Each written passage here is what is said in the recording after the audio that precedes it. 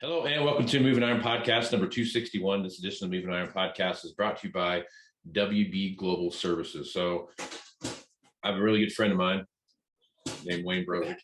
Decided to go out on his own and start his own consulting firm. And it's not something that Wayne is not familiar to. He's done a little bit of that stuff in the past. But Wayne's really one of the, I would say, a guy that understands parts of service like no one else I've been around. So Wayne, thanks for being on the podcast, man. You bet. Glad to be here, Casey. So talk about what you're doing now, man. Well, so, after I left the John Deere aftermarket, decided that I've been doing consulting in the past, obviously, as you know, and I decided, you know what, I'm going to open up a consulting firm and we're going to call it WB Global Services because we've trained in South America, Central America, had a lot of fun in Argentina and all those things, but decided that there's a real need to improve our aftermarket operations. Right. And now is the time to do it. Yep. Everybody's selling, as you know, can sell anything and everything they have on the lot. But the real progressive dealers and the dealers that are paying attention know that pendulum is going to swing back someday. Yep. And when it swings back, we better be ready in parts and service to carry the load of the dealership expenses. And so really a big focus on aftermarket performance, right? So what we do is we have WB Global Services and we go out and we'll do training to service managers, parts managers, and we also have a program we call the Edge that is dealership training. It's a year-long program that you sign up for, and we give you 100% fee guarantee. So if that training costs $25,000, for example, if we do not generate an additional $25,000 worth of gross revenue for you that next year, you pay us nothing. Okay. Right. And we'll come out, we'll do an initial interview of all your people that deal with parts and service and come back, formulate a plan, get the dealer principal and the executive team's buy-in to say, yeah, I think those are our weak areas. We could definitely use some improvement in those areas. Then we'll go to work on that. And then throughout the course of the next 12 months, we'll be on site 2 more times. Okay. And then we'll do monthly calls or quarterly calls to keep a finger on the pulse and make sure the metrics are moving the direction we need them to move. And if we have to come out and handle a special meeting or something like that, be more than happy to do that stuff too. So right on. It's been a lot of fun. Yeah. It's been a lot of fun. Yeah. So talk a little bit about your background. So okay. Start back at the beginning, kind of how you got into this business and how you ended up here. Well, so in high school, I started delivering parts at the local Ford dealership. Right. My uncle got me the job and I really enjoyed that. And I wanted to work the counter. I wanted to help the guys on the parts counter.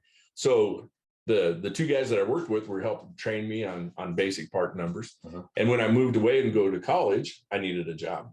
So the job I knew was training in parts. So I went to the parts dealership in Colorado and talked to the guys and they said, yeah, we'd love to have you come on board. So started there working the back parts counter and built some really good friendships with technicians and really started to see the frustration on the technicians' faces and their language and all that when they asked for a part and I couldn't provide it, right? Because those guys were paid to put those parts on and get the next vehicle in and out. So after I graduated, I decided I was going to move away. That never happened. I stayed right where I was at. 20 years later, I'm still working the same Ford dealership, but loved it. Great deal. But my passion became parts inventory management. Right. When we typed it in and we showed one, I didn't feel like we should have to run upstairs or downstairs or across the dealership to find that one part. If it showed it, we should have it. And back in the day, when I was working the parts counter, we could type in, we could show 3 of a fuel pump or whatever, and I'd have to physically go put my hands on one of them. Our inventory was so jacked up. And so the plight became, I really wanted to understand the science of parts inventory management. So when the assistant manager left, they promoted me to assistant parts manager. And I told the parts manager at the time, I said, hey, you know what? I really want to understand this. We got to improve our accuracy. So I started studying the inventories and how other dealerships were doing things and realized that, we did inventory once a year. We didn't do a perpetual inventory. So I told my parts manager, I said, hey, I want to start doing bin counts every single day. And I think we should make every other parts guy do it as well. And there was 5 of us in the department at the time.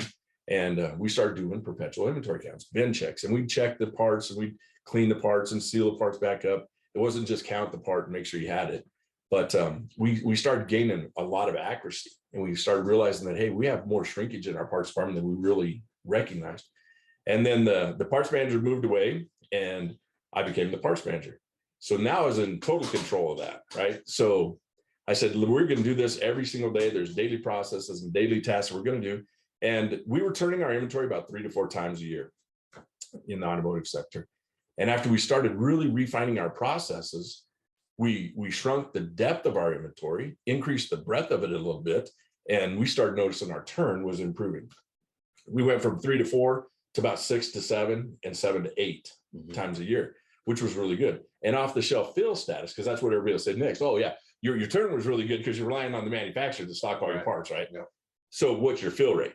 Well, our fill rate for stock status parts, we had 2 classifications: stock status, which is what you'd sell 3 times or more a year, and non-stock was special orders and things you might sell 1 or 2 times a year. But our non-stock or our stock status parts, our fill rate was 95, 98% all the time. Right. So we did really well at that. And about 7, 8 years after that, we moved to a brand new dealership, built a brand new store, and the service manager retired. And so the owner came to me and said, Wayne, would you like to be the service manager? I said, heck yeah. I was always getting chewed out by the service department, right? As a parts manager. So I said, heck yeah, I'll jump the fence and I'll just start doing the butt chewing, right? And so I move over and realized, well, the grass isn't that much greener over there because those guys really ran through the meat grinder on the service side. But did that for about, I don't know, 7, 8 years. And then Ford kind of switched their mentality and they said, hey, look, we would rather have a fixed operations director versus a parts and a service manager. One person in charge of both. Yeah. So I took that role and we had a great deal, great team working for us. And I always said, I want to go on the sales side because those guys, in parts and service, you get chewed out a lot. People aren't real happy when they come in to see you. Right. But the sales guys, they always get cookies and cakes brought to them and people are smiling and joking. So I said, I want to move over there. Right. And so an opening came up and the owner moved me over into used sales. And I started understanding the sales side of the business and then went from used to new and then a general manager. We had a second location. I became a general manager of that store and still ran the fixed operations at the main store. So that was a lot of fun. And the dealership that I went to, well, when I was in Nebraska and was going to high school, where I very first started, that dealership came up for sale. So I asked the owner, I said, hey, we're growing. We now have 2 stores or 3 stores. And would you like to buy this one? He's like, no, I'm not interested at all. And I said, oh, I'd really like to buy it. But I only had a slight problem, Casey. Yeah. Well, I had about 1.7 million of these little problems, right? yeah, cash, right? I just didn't have that laying around. Yeah. And so, but the owner said, hey, you know what? I'll partner up with you and we'll buy it. So we went to Ford, said, yep, no problem. Ford, Lincoln, Mercury said, yes, go to Toyota, visit those guys. And they said, no, even though his family had been like, he was a 4th generation, right? We had all the experience that we just couldn't get it done. And so another group came up and said, hey, we'd like to buy that store, but we'd like to have a on-site general manager partner. And I said, okay, well, I checked it all out. I thought, great. So we went into that. And I tell everybody, partnerships are a lot like a marriage. Some are really, really good and some are really, really bad. Right. Mine was the latter. Yeah. Mine was not good at all. Yeah. And so I got out of that and, but I learned a lot. And then my neighbor had John Deere stores and they asked, hey, would you like to come aboard as a general service manager? And I thought about it and wasn't really interested at first because I didn't know that much about ag, right? I mean, when I grew up, every summer I got shipped off to my uncle's farm. And at the time I hated it, right? Because all my buddies were at the, baseball leagues and swimming pool and skating rink. And here I am in junior high school and I'm 150 miles from a loaf of bread. Right. But it taught me some really good work ethic and it taught me general mechanics and things like that, how to weld, all those basic things that my buddies didn't get. But I decided, you know what? I don't know anything about ag, but I do know parts and service. And I know technicians are technicians and parts are parts. And it doesn't matter what you're stocking, it needs to turn and you need to have a good feel. So went to work there. And at the time, I think there was 4 stores in the group. And we went from 4 over the course of almost 16 years to 16 locations. And I got the chance to meet you and talk to you and become good friends of yours. But then after that, I decided, during that same time, of course, I met several managers in Deere and things like that, and joined a performance group and DPG, and met 2 guys, George Waykazer and Steve Ubel, and still really good friends with both those guys. And Steve Ubel asked me to come with him because I gave a lot of input into our dealer performance group, and on a metric that we started to, George and Yubi had a rough idea what they wanted for labor performance, but together we all tweaked it and became what we all know today in the dealer world is labor performance. And so they asked me to join them and teach labor performance to other John Deere stores while I still worked. And I said, sure, I'd love to. And I had a ton of fun doing that and sharing my experiences with other dealers and just watching people get it, the aha moment when they truly understand how do I alter my gross margin percentage? What really affects that? You know, and how can we change it? And so that's been a lot of fun for me, Casey. And I really get a lot of enjoyment out of that. Right. So opening WB Global, I mean, actually it started years ago with a couple other large dealer group managers. We'd get together and we'd meet twice a year, and we had our own little teeny performance group, and we'd hold each other accountable for little things. And that was the start of WB Global, the dealer to dealer peer group. And then it grew into our meetings, and then it was just kind of a natural fit that when I was done on the retail side to do this on my own, right? So it's been a ton of fun. It really has. Yep. Yeah. It's a life's journey. It's always fun, man. It's like, I'm like you, I should not, and there's no reason why I should be in this business. You know, I mean, I didn't even know how to even, all I knew is combines had the big wheels on the front. Right. You know what I mean? That's about it, you know? So yeah, that whole journey is something there. So yeah, it's a lot of fun. Yeah. So talk a little bit about what you're doing, kind of how that process gets started. You know, I'm a dealer principal. I want to talk to you about, I need some improvement in my purchase service department. How are you going to help me? So the easiest way would be go to wbglobalservices.com. And on our website, there's a link. You can contact us. You can send me an email. A lot of dealerships, I meet people, you know, through doing, whether it's a training event for some other dealership group or doing a talk, you know, or doing maybe send out an article, and some dealers will call us and talk to us. And it's real simple. We'll come out and do an evaluation. First, I'll talk to you on the phone. We'll figure out what your needs are, what you're struggling with. And then we'll come out and do an on-site visit, do an initial assessment, and then build our action plan from there. You know, we've done 2 store locations. We've done 28 store locations. So it doesn't really matter the size. We have a program for each. And speaking of the program, we call it the Dealer Edge. It's an Edge program. And it's based on the fee structure is based on how many locations you have, but the fee is 100% guaranteed. So say the fee is $20,000 for your stores. Mm-hmm. If we do not generate an additional $20,000 worth of gross margin for you and your company over the course of our training, the 12 months, then you pay us nothing. Right. But we haven't paid that out yet, and I don't plan on it. Right. I think that, I know that our training brings a lot of value, and we've got a lot of dealers that'll tell you, it's been really helpful having that here and help us. Right. So talk about a little bit of some of the future plans you have. Well, okay. So the future plans are I'd really like to keep growing the consulting side, but what I really would like to see is our performance groups. Right. You know, the dealer to dealer performance groups where you can hold each other accountable. And there's a lot of those out there, and there's different programs, but these would be just targeted just for aftermarket, not the entire dealership. Right. You know, a lot of times when you go to a dealer group meeting like that, you know, they'll have 2 or 3 for sales and 1 for aftermarket. Right. There's not a lot of activity and gain from one meeting. Right.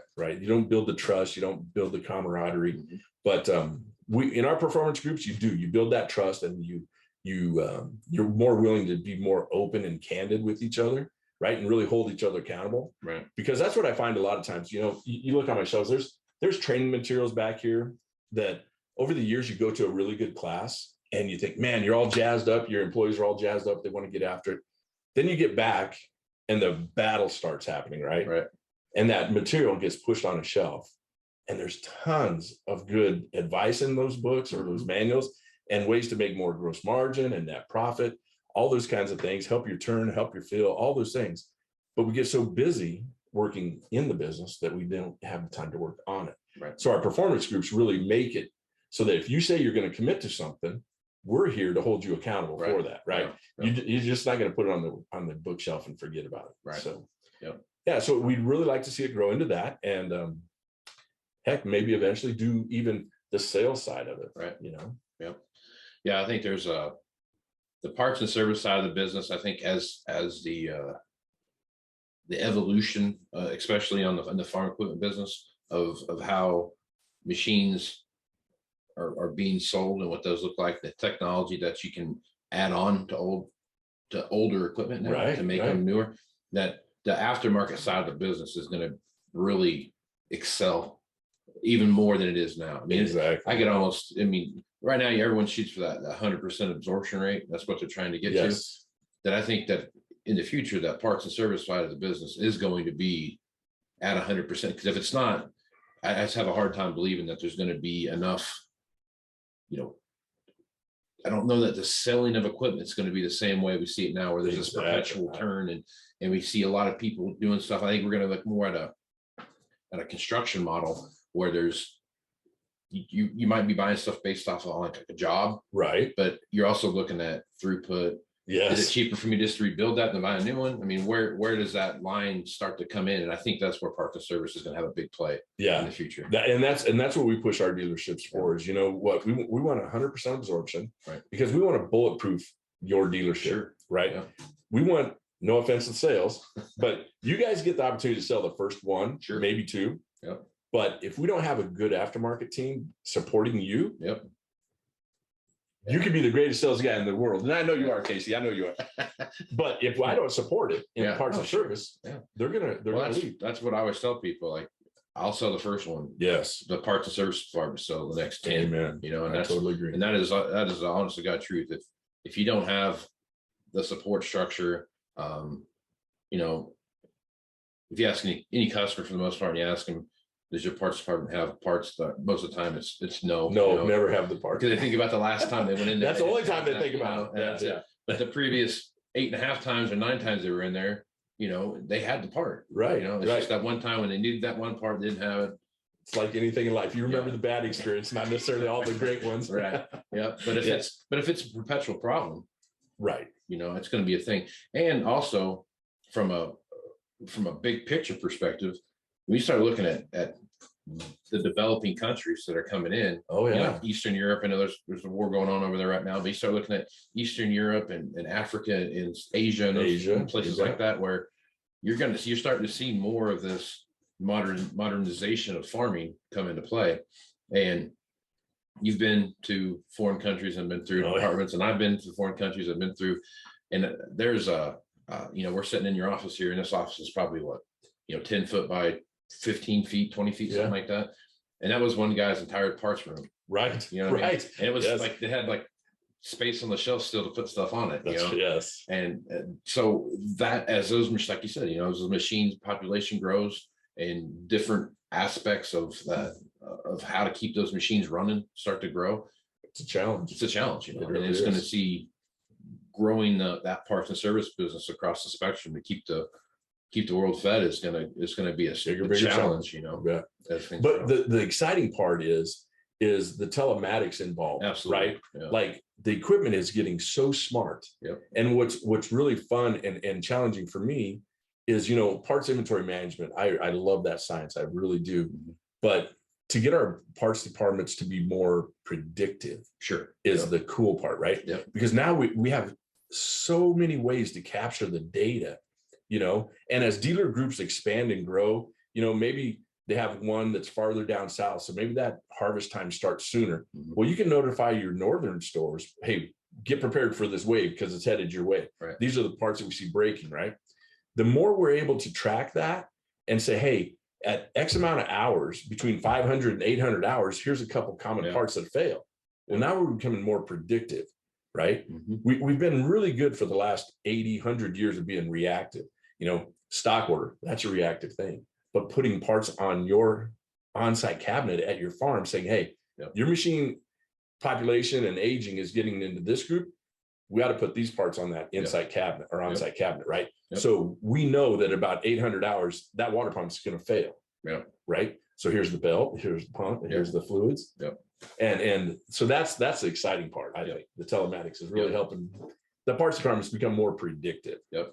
And the other side of it too is as this machinery gets more smart, and things and they start looking at the componentry that goes into them. Rarely when I go in the shop and sit and listen to what the techs are doing back there, the last thing that they're doing is actually fixing a physical component on it. Right. They're chasing electrical, hydraulic issues, some sensor someplace that's not doing what it's supposed to be doing. So they're spending a lot more time with the test light and doing diagnostics than they ever have been in history. And so back to your point of being proactively being able to engage those scenarios as things come through, make a big difference in the way you look at customer service. Right. Well, 100 years ago when I got started right in the business, you'd tear everything apart and you'd have grease all the way up to here, right? Yeah.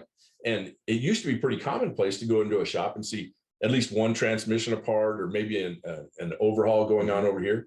You don't see that in our shops hardly at all anymore, right? Yeah. It's exactly what you're saying. We've got our fluke meter out and we're chasing a cracked wire or broken wire, and that takes a ton of skill. Yeah. Right. I mean, you pull open some of these connectors and there's 84 pins in there. Sure. You had 84 wires. Yes. Yes. Thing, so, yeah. And that's the craziest part of that, because you sit there and watch those guys do it, and it's these, just like you said, I mean, these technicians and parts people as we come into this brave new world that we're headed into, you've got to be able to sit back there. And like you said, with the size and scope of these dealerships that we see now, the data points that you get to collect are just massive. It is. And it's crossed a broad spectrum of, what happens in, Bridgeport, for example, or Scotts Bluff. That's a totally different farming area than Cheyenne Wells. Right. Right. So it's totally different.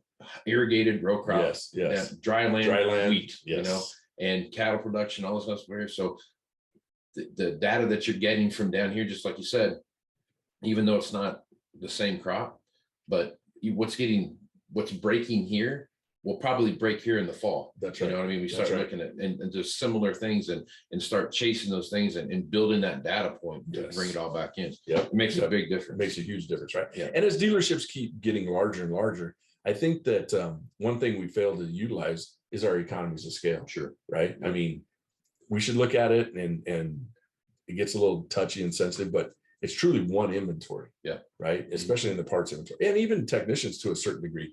I mean, you can share technicians. You can have technicians that get really proficient at a recall or a PIP notice or something like that. That if you send one guy or gal out to do 5 or 6 or 7 of those PIPs or those recalls, they get really proficient at it. Yeah. Where you don't need 3 locations, each one of them doing 1 or 2 and not hitting the time. Right. So there's all kinds of little things like that sometimes we just got to think outside the box and how can we put these pieces together and make it fit a whole lot better. Absolutely. Wayne, tell people how they can get a hold of you. What's the easiest way to do it? The easiest way is to go to WB Global Services online, wbglobalservices.com, or you can always reach out to Wayne at WB Global Services. There's an email right there. And or heck, they could reach me through your podcast as well. Sure. You have social media? You on social media at all? LinkedIn. Okay. Yes. What do you on? Just Wayne Brozek on LinkedIn? Or yes. Okay. Right on. All right. So check that out. Well, Wayne, it's good to see you again, man. Nice seeing you, and I always enjoy seeing you, dude. It's always a good time to sit down and talk with you and go from there. So with that, I am Casey Seymour with Wayne Brozek. You can find me on Facebook, Twitter, and Instagram at Moving Iron LLC, LinkedIn, Moving Iron Podcast. You can go to the Moving Iron Podcast YouTube channel, check that out. And you can also go to Moving Iron LLC website for everything Moving Iron related there. So with that, I'm Casey Seymour with Wayne Brozek. Let's go smart, folks. Out. Moving iron in the 21st century. Hard work.